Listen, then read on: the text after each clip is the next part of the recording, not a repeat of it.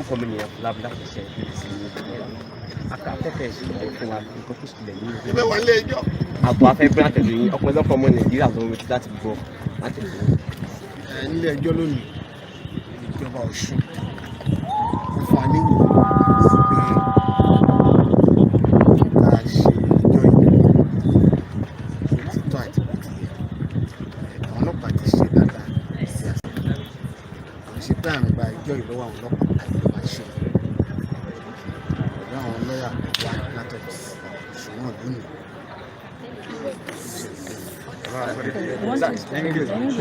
When the case came up this morning, we informed the court that based on the fear from the Attorney General of Osun State, that we are going to lead the investigation because the police team has done marvelously well. So we are only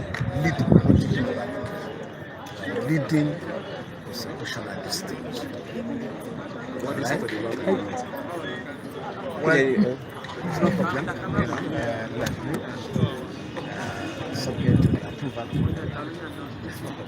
Sir, ní sókè Yorùbá sá kí ni ẹ rò nípa kí ni àwọn ọmọ Nàìjíríà fẹ́ kúrò láti rìn nípa bí a ṣe máa rí ìdájọ́ òdodo ọba ǹjẹ́ kí ni ẹ ti fún ẹ nípa kí ni ìdájọ́ òdodo lórí ẹjọ́ ìsà.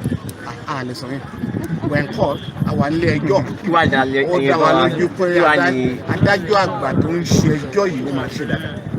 Sà bọ́n ṣe wá sọ síwájú ìsà kí lè bá a sọ bọ́n ṣe wá sọ síwájú ìsà ìsíwájú tó wá tún sún síwájú ìsà kí lè sọ nípa ìsà ǹjẹ́ kò máa dínà ìdájọ́ báyìí.